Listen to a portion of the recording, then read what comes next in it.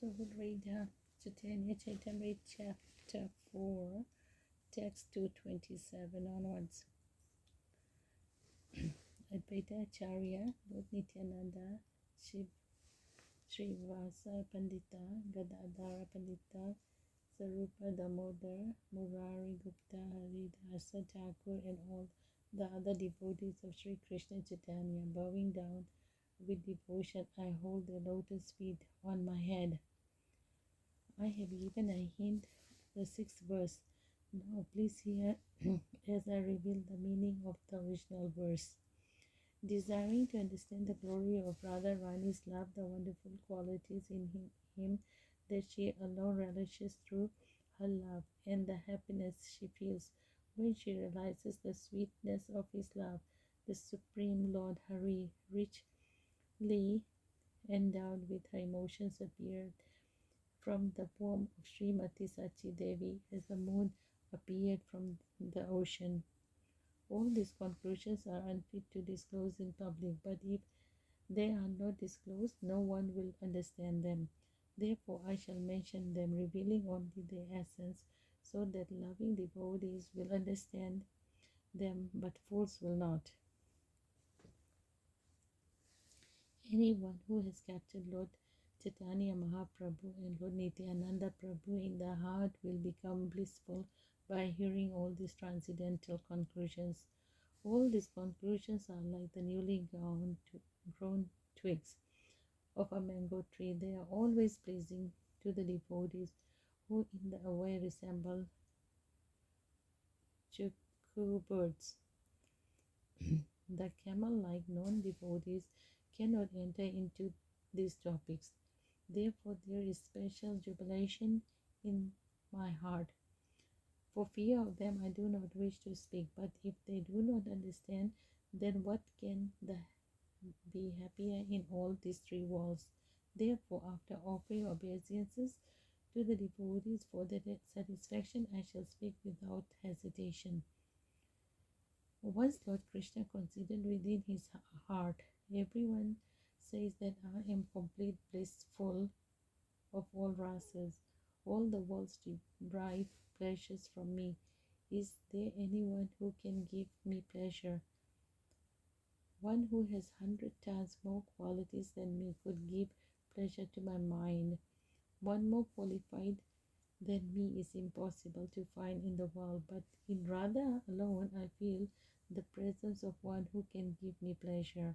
Although my beauty defeats the beauty of 10 million cupids, although it is unequaled and unsurpassed, and although it gives pleasure to the 3 worlds, seeing Radha Rani gives pleasure in my eyes. The vibrating of my transcendental flute attracts the 3 worlds, but my ears are enchanted by the sweet words of Srimati Radharani.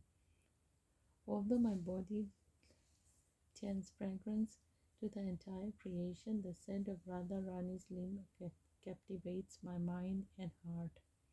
Although the entire creation is full of different tastes because of me, I am charmed by the nectarine taste of the lips of Srimati Radharani.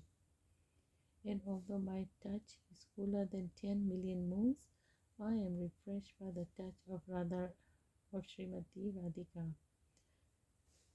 Thus, although I am the source of happiness for the entire world, the beauty and attributes of Sri Radhika are my life and soul. In this way, my affectionate feeling for Srimati Radharani may be understood, but on analysis I find them contradictory.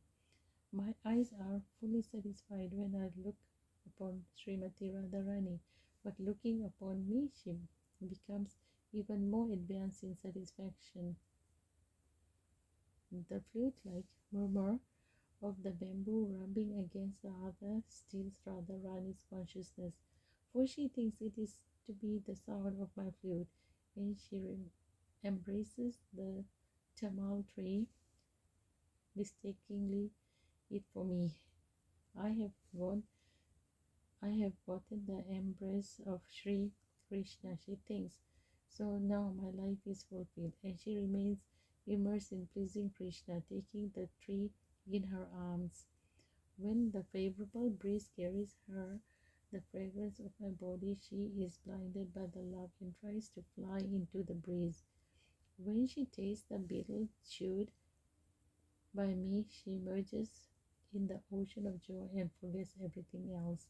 Even with hundreds of mouths, I could not express the transcendental pleasure she derives from my association. Seeing the luster of her complexion after our past times together, I forgot my own identity in happiness. The sage Bharata has said that the mallows of love and beloved are equal, but he does not know the mallow of my Vrindavan. The happiness I feel when meeting Radharani in 100 times is 100 times greater than the happiness I get from meeting others. My dear auspicious Radharani, your body is the source of all beauty. Your red lips are softer than the sense of immortal sweetness. Your face bears the aroma of the lotus flower. Your sweet words defeat the vibration of the chakrus, and your limbs are cooler than the pulp of sandalwood. All my transcendental senses are overwhelmed in static pleasure by tasting you, who are completely decorated by beautiful qualities. Her eyes are enchanted by the beauty of Lord Krishna, the enemy of Kamsa. Her body thrills in pleasure at his touch. Her ears are always attracted to his sweet voice. Her nostrils are enchanted by his fragrance, and her tongue hankers for the nectar of his soft lips. She hangs down that lotus-like face, exercising self-control only to pretense, but she cannot help showing the external sign of her spontaneous love for Lord Krishna. Considering this, I can understand that some unknown mallow in me controls the entire existence of the captivated Sri Mati Radharani. I am always eager to taste the joy of Radharani derives from me. I am always eager to taste the joy that Radharani derives from me. In spite of various efforts, I have not been able to taste it, but my dear, my desire to relish the pleasure increases as I smell the sweetness. Formerly, I appeared in the world to taste mellows, and I tasted the mellows of pure love in various ways. I taught devotional service, and that springs from the devotee's spontaneous love by demonstrating it with my pastimes. But these three desires of mine were not satisfied, for one cannot enjoy them in a contrary position. Unless I accept the lustre of the ecstatic love of Sri Radhika, these three desires cannot be fulfilled. Therefore, assuming Radharani's sentiment and lordly complexion, I shall descend to fulfill her three desires. In this way, Lord Krishna came to a decision. Simultaneously, the time came for the incarnation of the age. At that time, Sri Advaita was earnestly worshipping him. Advaita attracted him with his loud calls. I'm going to read 270 again. At the time, Sri Advaita was earnestly worshipping him. Advaita attracted him with his loud calls.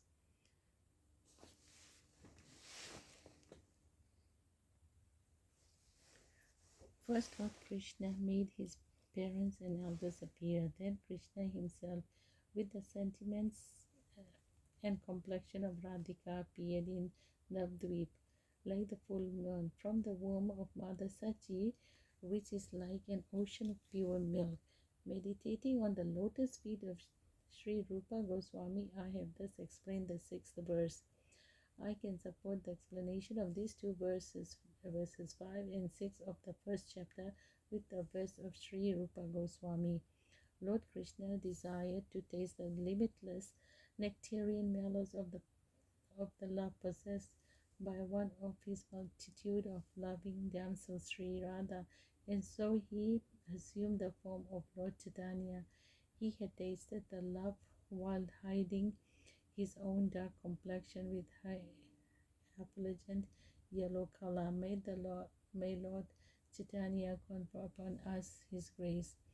Thus, the auspicious invocation, the essential nature of truth of Lord Chaitanya, and the need for his appearance have been set forth in the sixth verse. Praying at the lotus feet of Sri Rupa and Sri Raghunath, always desiring their mercy, I, Krishna Das, narrate the Sri Chaitanya Charitamrita following in their footsteps. Hare Krishna.